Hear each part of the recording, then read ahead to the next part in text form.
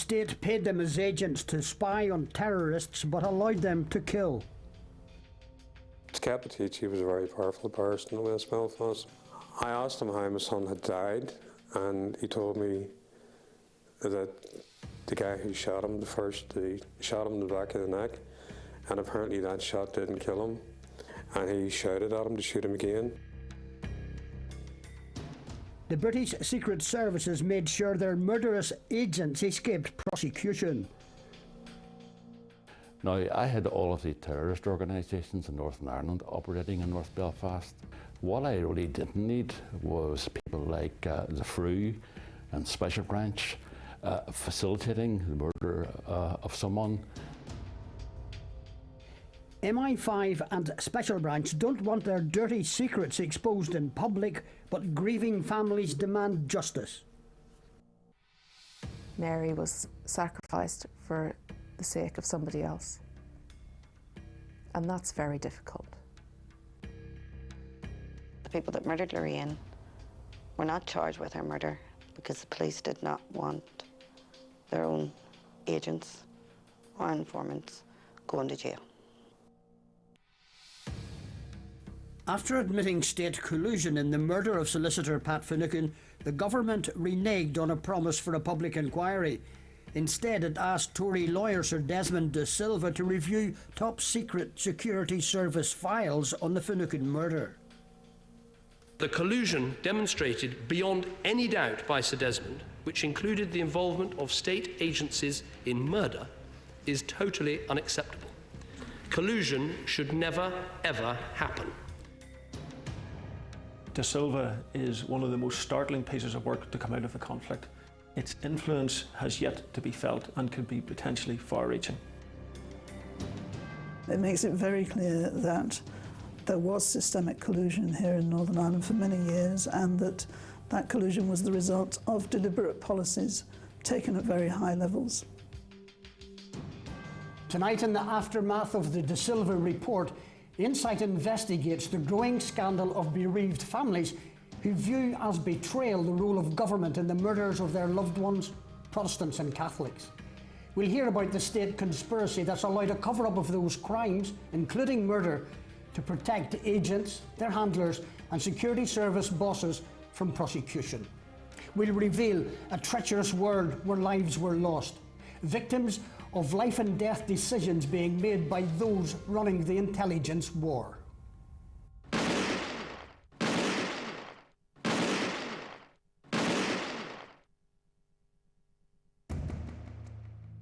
Also tonight, we reveal this top-secret Special Branch intelligence document that provides a shocking insight into how handlers sent informers to their deaths.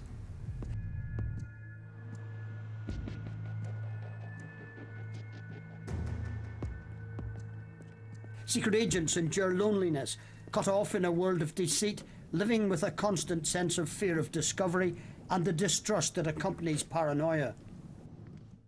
This was the dark world Desmond de Silva entered through more than 1 million pages of classified documents prepared by the Army, RUC Special Branch and MI5. A world where since the 80s defeat of the IRA was dictated from the top and filtered down to the frontline battle against terrorism. There can be no political justification for murder or any other crime. Crime is crime is crime. It is not political, it is crime. Crime is a crime, except apparently when it comes to the government's own security services. 3 decades later, British democracy is damaged by a government admission that the state colluded with masked men in the murder of Pat Finucane and others. De Silva's report makes disturbing reading in its revelations about police, army and MI5 knowledge of terrorist actions involving paid agents of the state. Tonight, the criminal world of 2 Special Branch agents and 2 other agents run by Army undercover soldiers in the Force Research Unit FRU with MI5 in overall control.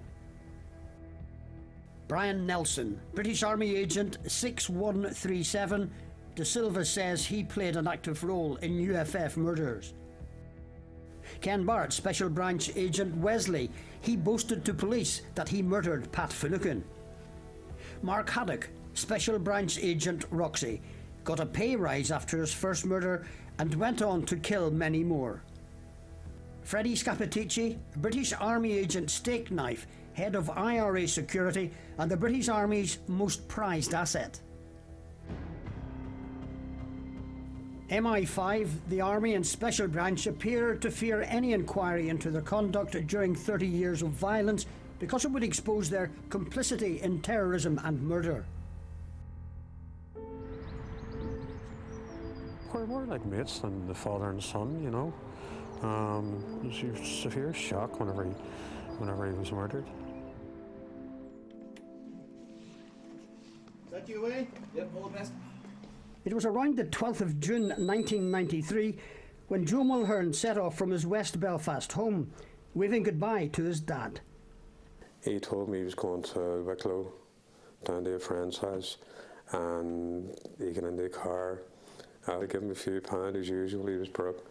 And I think he had a case of beer as well. He took a case of beer with him and a couple of bags of clothes, and that was it. This is the first time Frank Mulhern has spoken publicly about his son Joe's murder 20 years ago, but now he wants his killers in court. He recalls how Joe, a 23-year-old taxi driver, was depressed at the time and how he thought it was good for Joe and his best friend to go to Wicklow for a break. He was away for 10 days, and the next time I seen him was in the morgue in Knocknagelvin Hospital. Joe Mulhern's body was found near the Tyrone border at Castlederg. He'd been interrogated for over a week by the IRA, accused of passing information to Special Branch. 6 weeks later, Frank Mulhern is fixing a car in a West Belfast street, when without warning he's face to face with the IRA's top inquisitor, Freddie Scappaticci. Soon, Frank Mulhern is taken into the dark world of Provo justice. A car passed me, and then it stopped, reversed up a bit and stopped, and Scap, as he was known, got out. And he came over, shook hands with me, asked me how things were. During the course of the conversation, I asked him how my son had died. And he told me that when he got there, meaning where my son was held, that my son was naked and all he had on him was a cross and a chain, which I still have. And he told the people who were holding him to let him get washed, get shaved, and give him something to wear.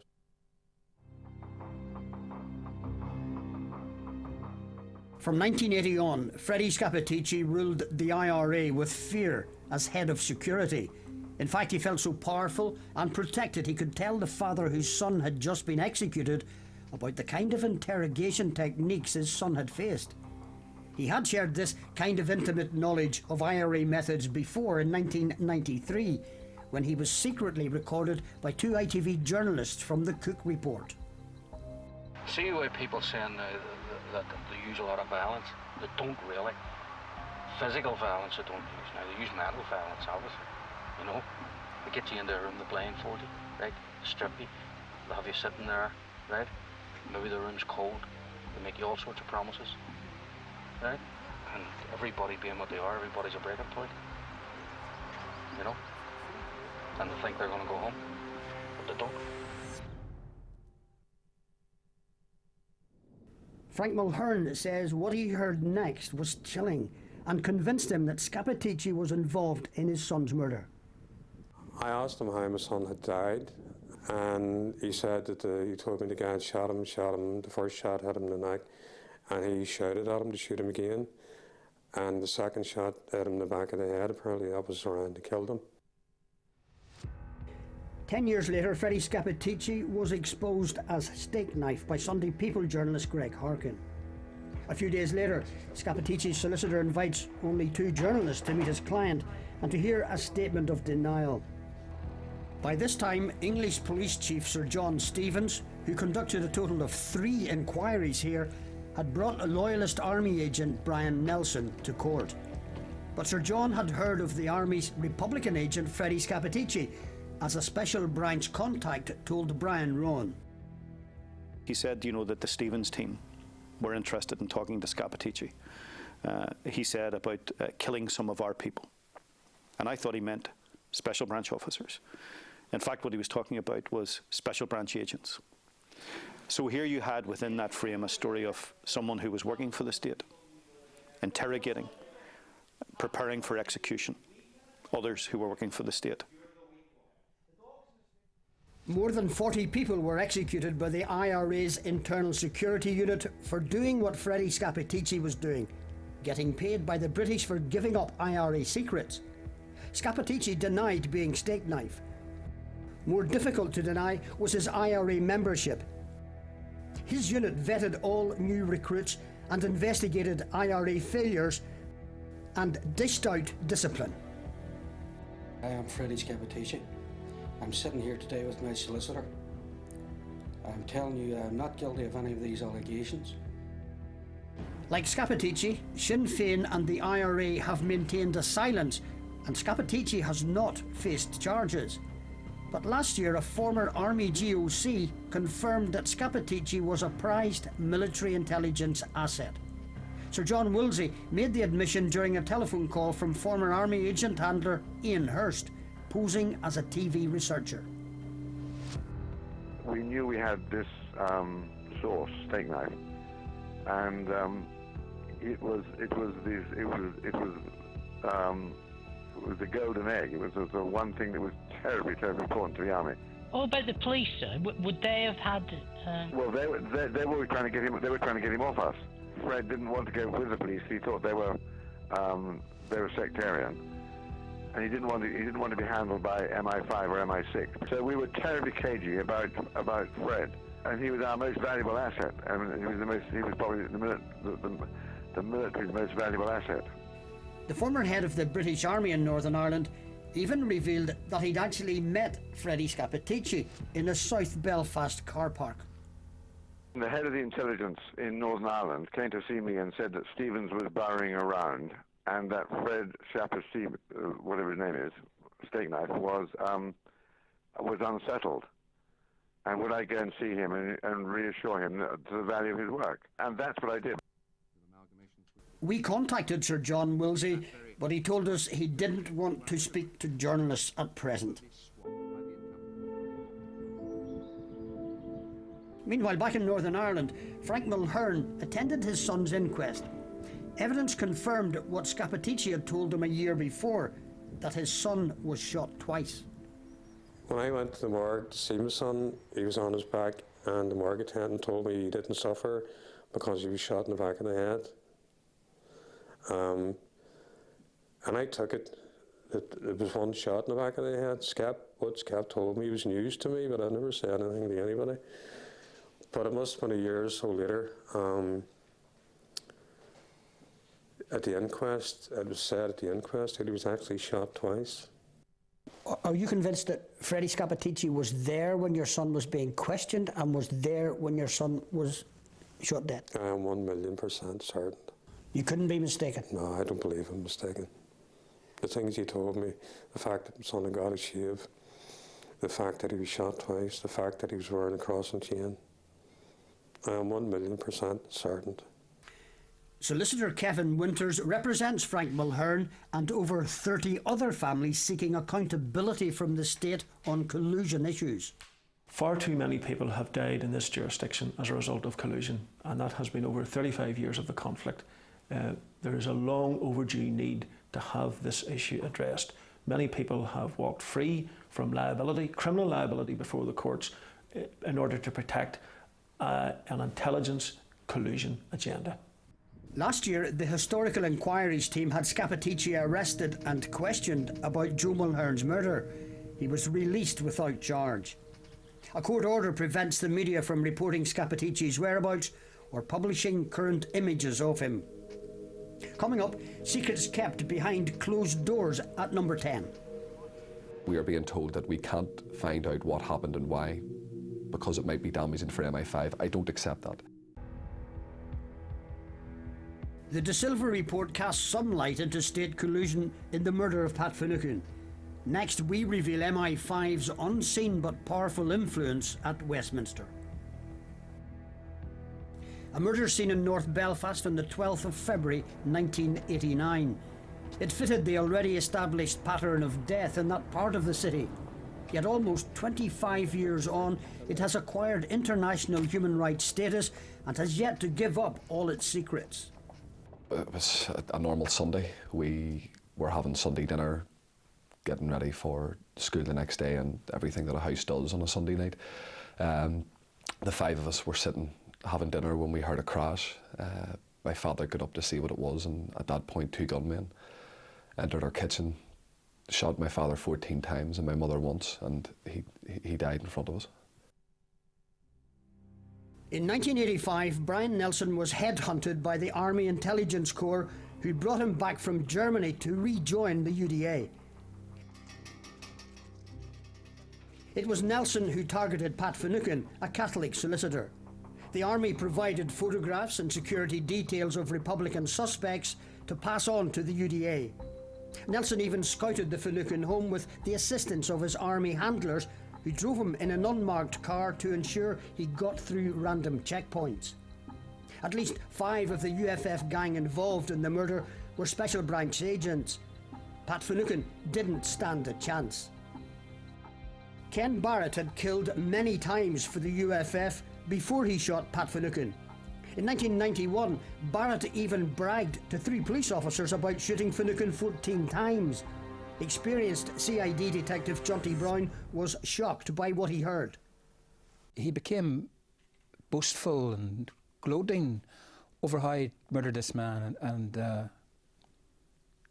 I was turned around my seat facing, watching him as he put his hands down into the footwell, and he was boom, boom, boom, boom. And he looked up at me, and you could see he was really living it. And he said, "You'd never tired of doing this, Jonty." Rather than prosecute Barrett for murder, Special Branch recruited him, something that caught the Prime Minister's attention when he read the De Silva report. What is extraordinary is that back in 1991, instead of prosecuting him for murder, as the RUC CID wanted to, the RUC Special Branch decided instead to recruit him as an agent. Ken Barrett's luck ran out in 2003. He couldn't stop boasting about how he'd killed Pat Finucane, and eventually he was secretly recorded by police in England. It resulted in a life sentence, but he was set free in 2006. All the other police agents involved in the Finucane murder continued to enjoy protection. But the man running the murder investigation, Superintendent Alan Simpson, resented Special Branch's interference. I had all of the terrorist organisations in Northern Ireland operating in North Belfast. What I really didn't need was people like the FRU and Special Branch facilitating the murder of someone. I really had enough people, enough people organising murders within my area without them also getting involved. But it wasn't just Special Branch agents that were protected from prosecution. It was also FRU agent Brian Nelson, of whom Desmond De Silva wrote, "I'm satisfied that the net impact of Brian Nelson's activity as an agent of the FRU materially increased the UDA's capacity to target Republicans. Moreover, I believe that Nelson was consistently motivated by a desire to see the UDA murder Republican targets. He only wished to save the lives of those he deemed to be innocent Catholics." One innocent Catholic Nelson failed to save was Gerard Slane. Nelson set up Slane, a 33-year-old father of 3, for murder, providing the UFF with his address and even a security force photograph of Slane before going off on a family holiday to Blackpool the day before Slane's murder. They smashed the front door in. The thuds up them up the stairs. It was like popping from the guns, and you could smell smoke. The kids were squealing. There was a step ladder at the top of the stairs for Gerard to get up in the roof space. He started to try and fight them off, but it was no good. He just shot him dead at the top of the stairs in front of me and our 3 children. De Silva says the Slane murder is the most serious example of Frew failing to pass on pre-attack intelligence to RUC Special Branch. But he condemns Special Branch for failing to take action against the West Belfast UDA gang involved, many of whom were Special Branch agents who went on to plot and to kill Pat Finucane. We've made the case to the PPS that there is enough to warrant a fresh criminal investigation with reference to the security force involvement. All we ever want is justice for Jared. I just want to know why he was killed, why he was targeted, and who was involved. Well, we know who was involved in his murder, but it goes to the top. This is UDA leader Jim Spence, referred to as L20 by De Silva. De Silva says the police were informed that Spence directed the murder of Gerard Slane and went on to direct and organise the murder of Pat Finucane. And yet De Silva says the RUC did nothing to stop him. Perhaps the fact that Jim Spence was working as a Special Branch informant had something to do with that. Brian Nelson was the only person to face a charge relating to Gerard Slane's murder. He admitted 5 conspiracy to murder charges in 1992, after at least 4 murder charges were dropped. He got 10 years, served 4, and died in exile in April 2003. Of course, intelligence saved lives, but that's only part of the story. And we were told these fanciful stories as we covered the conflict here. Brian Nelson was meant to have saved hundreds of lives. And yet when you read the De Silva report recently, I think there are 2 or 3 cases where he actually intervened and lives were saved.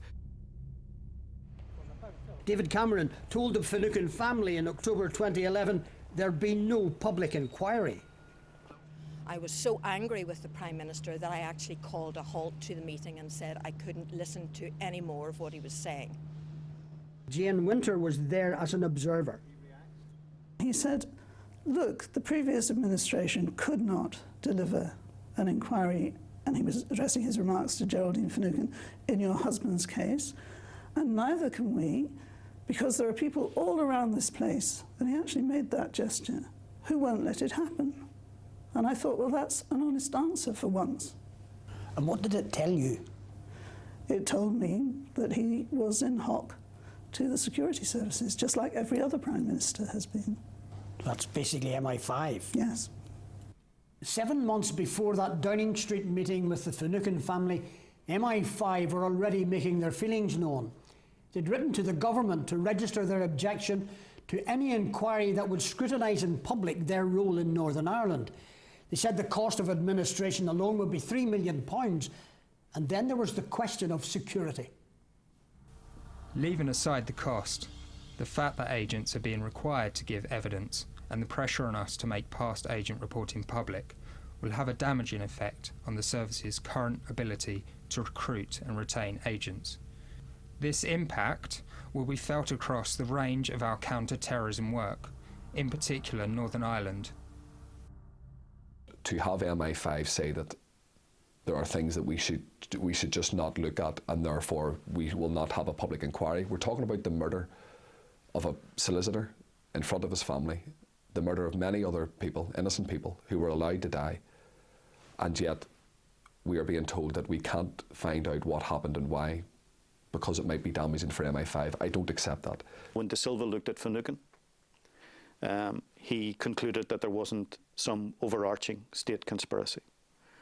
I think if you give someone else the same pieces of information, and maybe also if you give them the pieces of information that are still being withheld from the Finucane jigsaw, that they might put that picture together to say that there was an overarching state conspiracy. More and more people are pressing MI5 and Special Branch for the truth.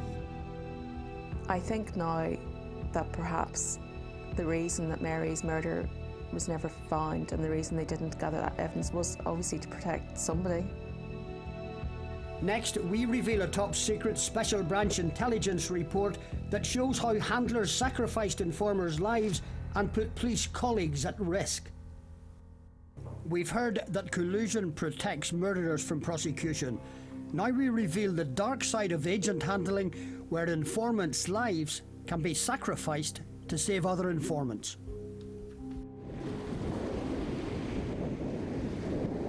I know that the police had to do certain things in order to protect others, but it just seems so morally wrong. Who makes that decision? It was Sunday, April the 8th, 1984. Judge Tom Travers was leaving Mass in South Belfast, along with his wife Joan and daughter Mary, when suddenly 2 gunmen ran up and opened fire. Anne Travers was at home just around the corner when the shots were heard. I ran down and my mum was leaning over my dad saying, my poor husband, somebody please help my poor husband. And Mary was just lying a little bit away from Dad, kind of at his feet. There was like blood coming out from her mouth. And it was just sheer confusion. An ambulance this time had arrived and Mary was in it and my brother Paul was sitting in it. And I climbed in and I heard Paul say to the doctor who was there, had a flask of water, was cleaning up Mary's mouth, I think. And he said, but she's going to be all right, isn't she? And the doctor shook her head.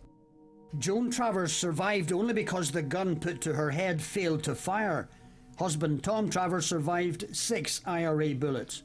But the death of his daughter Mary, a 23-year-old teacher, left him broken-hearted. When he came home from hospital, he had lost so much weight and he could barely walk. He was just this fragile, broken man. And he was devastated that Mary was gone, that Mary had been killed. Completely devastated. Mary McArdle was jailed for having the murder weapons, but the alleged gunman, Joe Hockey, was acquitted. McArdle was subject of recent controversy over her brief role as a Sinn Féin special advisor at Stormont. Tom Travers was distraught when he was told the police didn't take up an opportunity to search the safe house used by the gunmen for clues before the IRA cleaned it up. An ex-special branch officer came to see him and told him that the day after Mary's murder, that an agent that he was a handler for phoned him and told him that he was being sent in to clean up a flat in Malone Avenue. That he was to clean it with Jay's fluid and to remove any guns or any evidence that would be there. The former special branch officer told Tom Travers that his superior had declined this opportunity to gather vital forensic clues that might help prosecute the killers. Years later, the superior officer told the Historical Inquiries team he had no recollection of this officer's request. The agent that this police officer said that he was the handler for was a man called Fenton. Joe Fenton. Joe Fenton, yeah. 5 years later, Joe Fenton was killed by Freddie Scappaticci's nutting squad. Interrogated and shot, his body dumped in an alley at Lenadoon in West Belfast. It was the 26th of February 1989. Next day, an IRA statement said, Joe Fenton was a British agent for 5.5 years and he was handled by a special branch officer called McIlveen. He contacted McIlveen and an Englishman called Don at Castlereagh. Joe Fenton's father, Patrick, was later to tell a Belfast court he went to a Sinn Féin office and heard a tape of his son Joe's alleged confession to the IRA. What we heard on the tape again, the tape that Joseph made, he said that the special branch had told him that they could put him away behind bars for 20 years, maybe more.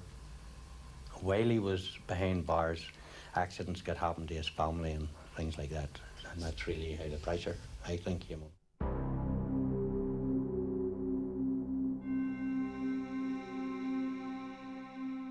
I remember a special branch officer saying to me, every time we use an agent, we take a bit of their life. And what he meant was every time we use them, the more compromised they become, the more vulnerable they become, the closer they get to being executed. So it was with Joe Fenton. His intelligence had crippled the IRA in West Belfast. As suspicions grew, a plan was hatched to keep Fenton in business. Inside understands that Joe Fenton's handlers gave him the names of 3 other informants to pass on to the IRA, to deflect suspicion away from Fenton. But it led to the deaths of 3 others, put to death by the IRA's nutting squad under the supervision of British Army agent Freddie Scappaticci. The couple, Gerald and Catherine Mahon from Twinbrook, were bundled out of the taxi and taken up an alleyway. 28-year-old Mr. Mahon was shot twice in the head.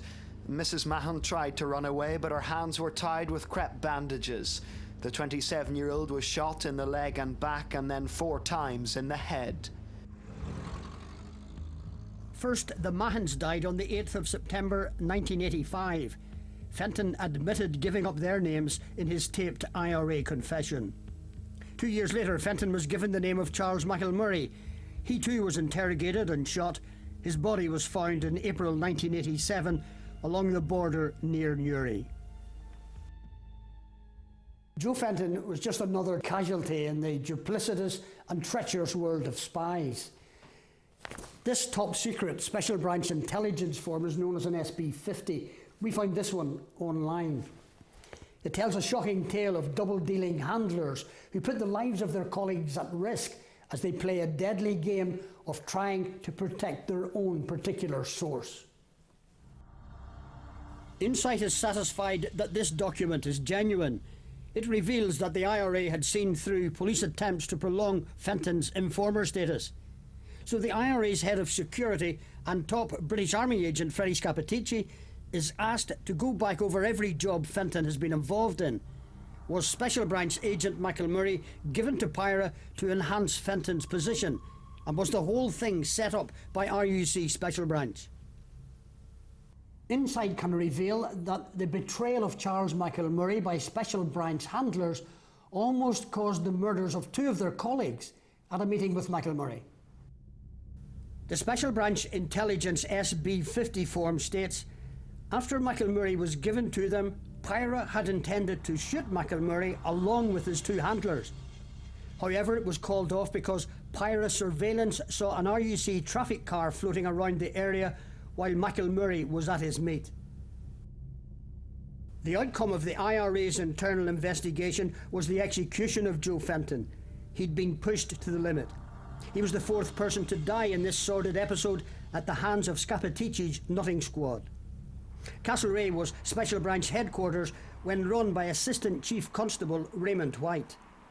Out of the 100-odd people that died at the hands of or were murdered at the hands of the paramilitaries as being suspected informers, amongst those there were some people that had actually worked for us. Yes, that's correct.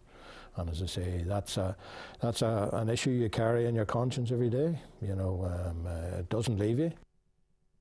I'm going to throw 2 names here and ask if you're aware of any concerns that the police special branch might have had about the deaths of Joe Fenton and Charles McElmurray. I wouldn't be answering on any of those, no. As I say, I don't think it's right and proper that I identify or comment on any particular individual's death as such. The big card that Special Branch has to play is they could bring the roof down. If you give someone an objective, which is the destruction of the IRA, well then that's what they'll set out to try to do. So you put Special Branch in the dock, Special Branch will put the state in the dock. And I think that's their get out of jail card. While Anne Travers doesn't believe all policemen are corrupt, to her, the undercover war games offer little comfort as she and other families find out how secret agents literally got away with murder. We all wanted justice for Mary. But Dad lived and breathed this for the rest of his life, up until really until his dying day, until a few weeks before he actually died, before he was too ill to do anything more about it. I know that Dad felt that maybe Mary was sacrificed for the sake of somebody else. And that's very difficult. It's cruel. Very, very cruel. In part 4, a brutal killer of a young Protestant woman is recruited, not prosecuted. There wasn't a part of her body that wasn't marked. They'd beaten her that badly. They killed knowing that they were never going to be brought to court for it.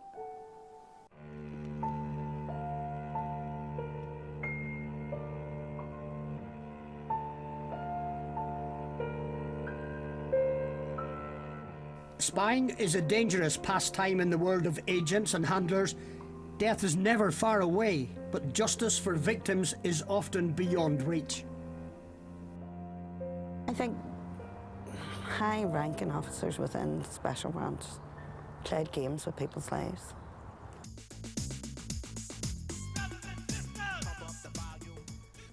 A loyalist drinking den in North Belfast's Tynedale area.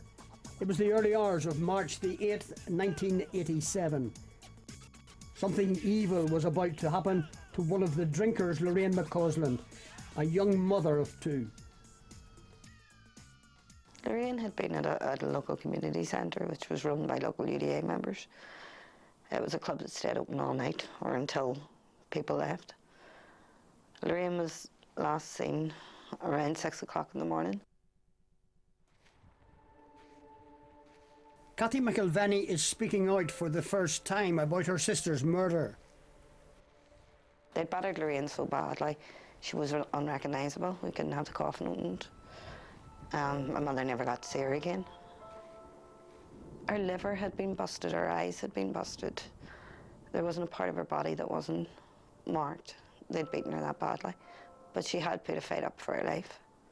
The semi-naked body of 23-year-old Lorraine McCausland was found lying face down in this stream earlier yesterday by a woman out walking her dog.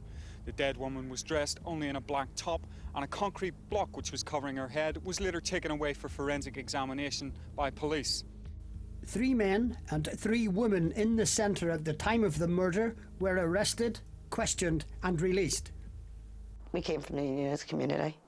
In 1987, well, we were brought up to believe in law and order and believed that the police would bring our murderers to court. Unfortunately, our views have changed. The investigation was a shambles. A year passes and in 1980 an unlikely witness emerges as part of a routine police inquiry. During questioning, a young burglar says he witnessed Lorraine McCausland's murder. His eyewitness statement described in detail the main suspect lifting the gas bottle above his head, breaking the fluorescent light in the ceiling, and it being brought down on Lorraine's face. But there was worse to come. The eyewitness went on to describe how the killer dragged Lorraine outside to finish her off with breeze blocks. They dumped her body in the river, and in the coroner's report they couldn't say for sure whether she had died before they dumped the body or whether she was still alive. But the breeze block being dropped on her head was the thing that killed her. The eyewitness identified the killer as a local UDA leader. He also named the 5 others present at the time of the murder. That's the 6 people questioned and released a year before. We believe as a family that the people that murdered Lorraine were not charged with her murder because the police did not want their own agents or informants going to jail. In 2009, HET investigators described the witness to Lorraine McCausland's murder as unreliable. They'd tracked him down, but he denied being in the drinking club. He said the statement he'd signed was one presented by the police, and he signed it under duress. The police officer who took the statement said he passed it on to his boss, a detective chief inspector, who refused to cooperate with HET, but he'd earlier told the police ombudsman that he had no recollection of the statement. And although the HET could not confirm collusion, Cathy McIlvenny says they did share some interesting information with the family. What they did tell us was that in 1987 at Lorraine's murder, the main suspect was not a police informant. In April 87, he was. A month later? A month later. Cathy McIlvenny says the family has decided to pursue the killer through a private prosecution. And 26 years later, she still wonders about the role of the 3 women in the drinking den at the time of her sister's murder. One of the biggest shocks for me, too, to find out that women were involved as well. You know, they probably have grandchildren of their own now, you know, and as a woman and a mother, I find that just so unbelievable that any woman could take part in a brutal murder like that. Meet Mark Haddock, who up until 1987 was a criminal passing on low-grade information on criminals until he joined the UVF. He became Special Branch Agent Roxy. His career as a serial killer blossomed. He continued to receive taxpayers' money as his murder spree went on and on. The 22-year-old former RAF man, whose body was found at Ballyduff Quarry at Newton Abbey yesterday morning, had been battered almost beyond recognition.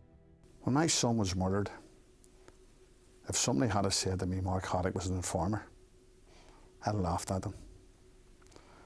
I believed it was Republican propaganda. I learned the hard way, along with so many other families, that it wasn't Republican propaganda, it was the truth. Raymond McCord says his son's life and at least 10 others would have been saved if Haddock had been put behind bars after his first murder on January the 17th, 1993. That's when Haddock shot 27-year-old Catholic Sharon McKenna at her home in North Belfast. Her brother Paul McKenna remembers hearing about a murder on the radio just before police arrived at the family home. I answered the door and it was the female officer that asked to speak to my parents. I just knew straight away what was happening. And my mum, she was coming down the stairs at the time and she must have had the same feeling as herself. It just said the police officer, it's Sharon, isn't it? And the police officer says, yes, I'm afraid it is. So that was the day my life was turned upside down. Next day, Mark Haddock requested a meeting with 2 CID officers. The confession that came from Mark Haddock, you've got to bear in mind that this is not the big man that you see on television today. This is a little slip of a guy. This is just he's in the mini metro, you know, and he's not too big for it. He was very forthcoming. He was crying. He was remorseful, very, very remorseful, and he wanted to go to jail for the murder. And I said, well, that's not a problem. That's not a problem. We'll get you to jail. But in the meantime, I need to know who else was involved. As with Ken Barrett, who shot Pat Finucane, Haddock was not prosecuted. Special Branch made sure of that. In fact, they gave Haddock a pay rise, and he went on to be involved in at least 9 other murders, and maybe as many as 14. I think the state knew that agents were involved in killing, and yet I said at the time of the Haddock report that it's far too early to be shocked, because there is more and worse to come. I certainly wouldn't have been contemplating Haddock's involvement in what you would call licensing him in any shape or form to participate in what you're implying, and that's in further murders of any shape or form. And I still can't conceive that Special Branch would have done that. We didn't play with people's lives, and as I say, we certainly didn't play with our own members' lives or the lives of soldiers. And regretfully, we couldn't save all the lives that were there and lost during the Troubles. What we did, what we saw, was our possible best. So I think there's an excellent story to be told, certainly in relation to those members of the public who put their trust in police officers to work with us to prevent the loss of life and the destruction of property. I don't think this country could ever acknowledge, as I say, the contribution that those that acted as agents did on our behalf. Lawyer Jane Winter is convinced that Desmond De Silva's report proves collusion was a state policy. He makes it so clear that people were not acting as individuals or rotten apples in the barrel, but were operating policies which came from on high. I don't think it's Republicans and loyalists who fear the digging up of the past and all of that being shoveled to the surface. I think it's others in those worlds of MI5, and Special Branch, who probably have much more to fear. As more and more examples of collusion emerge from both communities here, people are asking why those tasked with upholding the law were actually covering up their own crimes. And for bereaved families, the big question remains, why has no one been made accountable? Nobody's lost anybody that way or any way during the Troubles can ever get over it. You know, the law were there. I would like to see Freddie Scavatucci, Stick Knife, whatever you choose to call him, and his handlers taken to a court, an open court, and let the court decide. I think policemen should stand charged with accessory to murder. And not policemen on the beat. The guys that were high up and took these decisions to let these guys away with murder should be charged with accessory to murder. Because in my eyes, they covered Lorraine's murder up, so that's an accessory. I know their arguments. They say some people had to be allowed to die, maybe to save 50 others from dying. That's wrong, because none of us are God. Only God can decide who's going to live and die. Dad's not alive anymore to find justice for his daughter. But if I can do it, I will do it.